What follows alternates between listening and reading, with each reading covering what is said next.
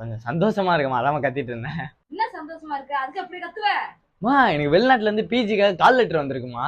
என்னது கால் லெட்டர்னா? கால் லெட்டர்னா இப்ப நான் ஹையர் ஸ்டடீஸ்க்காக வெளிநாட்டுக்கு போறேன்.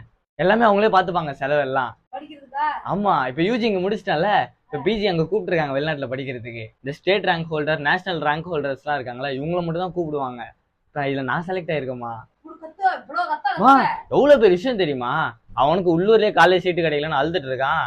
எனக்கு பாருங்க வெளிநாட்டுல கிடைச்சிருக்கு. அதுவும் எல்லாமே அவங்களே பாத்துப்பாங்கம்மா. சாப்பாடு, தூங்குறது, செலவு, காலேஜ் ஃபீஸ் எல்லாமே அவங்களே பாத்துப்பாங்க. நம்ம சும்மா போய் படிச்சா மட்டும் போதும்.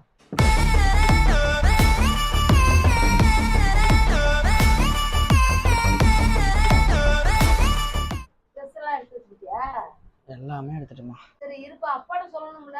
சொல்லாம நீ வெடிக்க கிளம்புற. அப்பா இதுக்கெல்லாம் எதுவும் சொல்ல மாட்டாருமா. படிப்பு விஷயமா தானே. மறக்காம அந்த சப்ஸ்கிரைப் பட்டன் மட்டும் அழுத்தி விட்டுருங்க.